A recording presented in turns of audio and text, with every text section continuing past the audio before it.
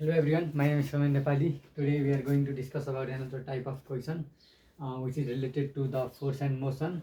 हैन यो क्वेसनमा चाहिँ अब टाइम वेस्ट नगरेर हामी सिधै क्वेसनतर्फ जाऊँ। मैले आफ्नो इन्ट्रोडक्सन अरू भिडियोमा पनि दिइसकेँ तपाईँलाई राम्रोसँग हैन। Who am I that is not important for you, what can I do for you that is important. So हामी टाइम वेस्ट नगरेर सिधै क्वेसनतर्फ जाऊँ। यो क्वेसनमा भनेको छ when stone is drop from a bridge over a river into the water. एउटा स्टोनलाई चाहिँ ब्रिजबाट चाहिँ खसालियो कि, अनि after 2.5 second the sound of the stone hitting the surface of the water is hot. अनि त्यो आफ्टर 2.5 सेकेन्डमा चाहिँ त्यो स्टोनले चाहिँ वाटरको सर्फेसलाई चाहिँ हिटिङ गरिएको सुनियो अरे हैन।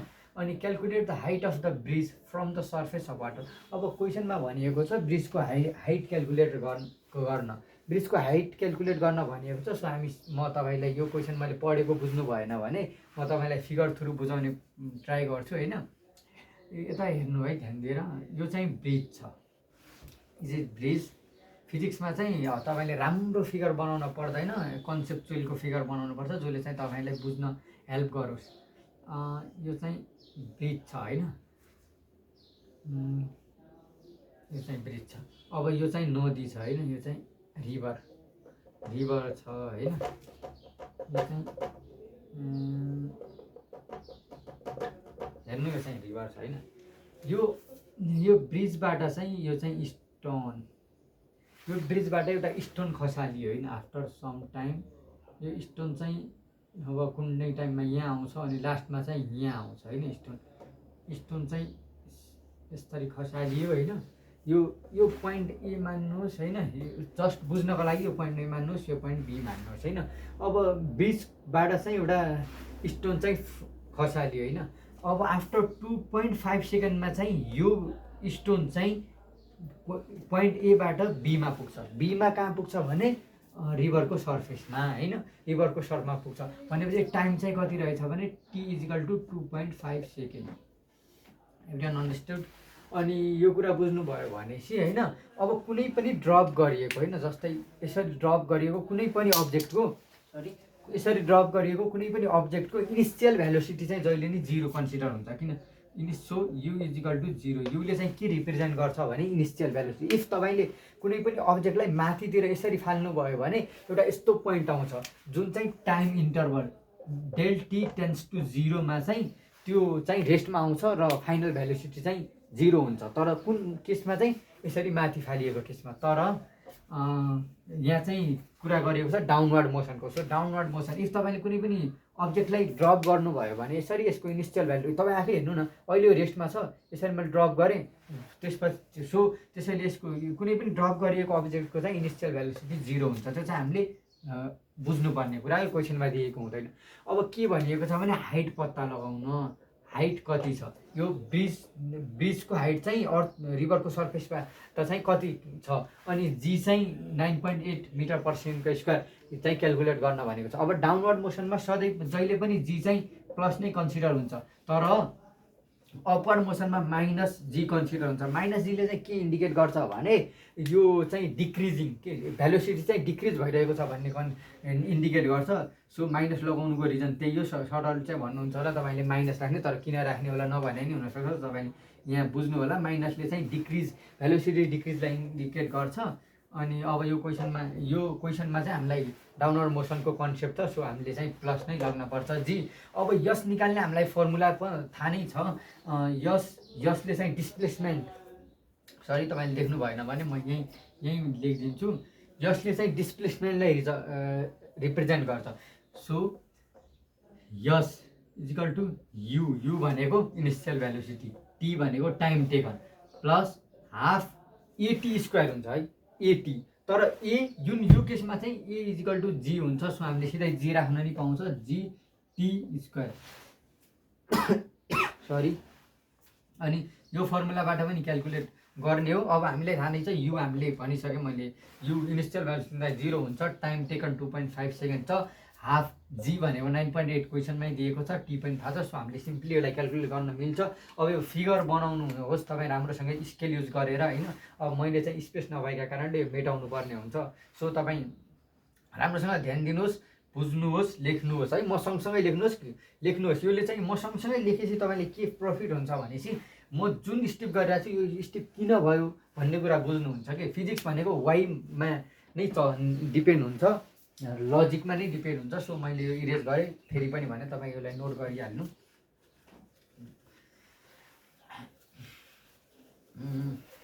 अब मैले भनिसकेँ, पहिला चाहिँ क्वेसन पढ्नुहोस्, युनिट कन्भर्जनमा ध्यान दिनुहोस्। युनिट कन्भर्जनको प्रब्लम मैले यता कतै देखिनँ, सो मैले गिभन लेखेँ होइन।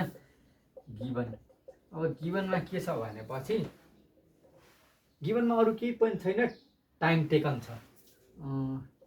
यस्तो गिभनमा टाइम टेकन लेखिदिने। टाइम टेकनलाई स्माइल टीले रिप्रेजेन्ट गर्न मिल्छ। अनि जुन चाहिँ हुन्छ 2.5 सेकेन्ड होइन, 2.5 सेकेन्ड। अनि त्यसपछि मैले भनिसकेँ ड्रप गरिएको अब्जेक्टको जहिले पनि इनिसियल भ्यालोसिटी 0 हुन्छ। त्यो क्वेसनमा दिएको चाहिँ हुँदैन, तर तपाईँले आफैले बुझ्नुपर्ने हुन्छ।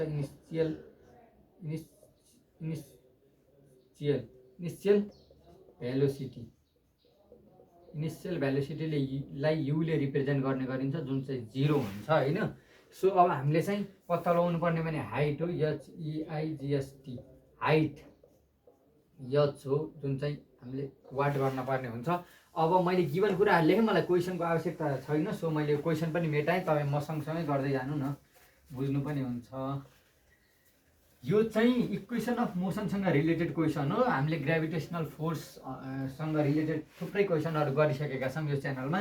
तपाईँ त्यो भिडियोहरू चेक गर्न सक्नुहुन्छ। इफ तपाईँलाई राम्रो लागेपछि चाहिँ त्यो भिडियोको तल कमेन्टमा फिडब्याक पनि दिन सक्नुहुन्छ, जुनले चाहिँ मलाई अर्को भिडियो पनि बनाउन करेज गर्छ।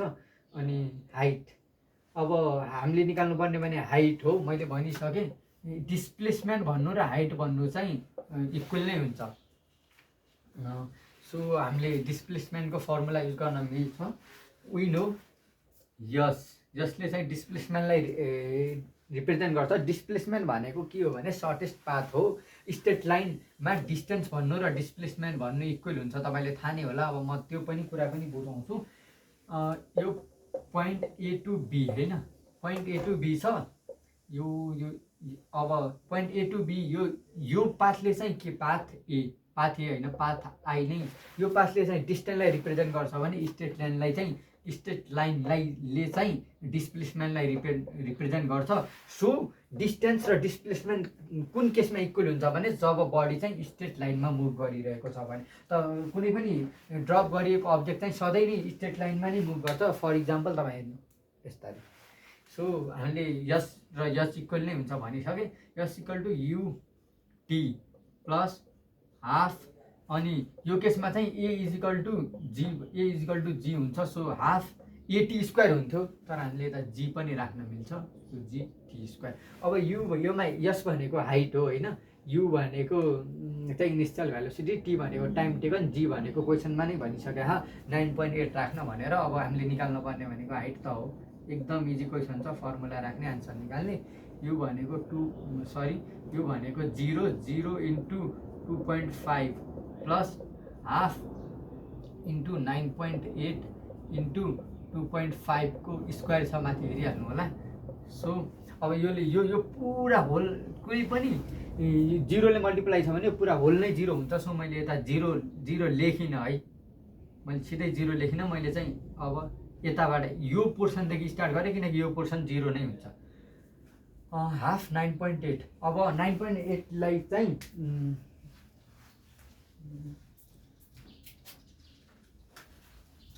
अब 9.8लाई चाहिँ हामीले चाहिँ डिभाइड गर्नुपर्छ 2ले होइन। 9.8 डिभाइड बाई 2 जुन चाहिँ हुन्छ 4.9 होइन, 4.9। अब इन्टु किनकि 2ले डिभाइड किन गरे भने यहाँ हाफ छ। अब यो 9.8लाई 2ले डिभाइड गरेपछि अब 2ले डिभाइड गरेपछि 4.9 हुन्छ।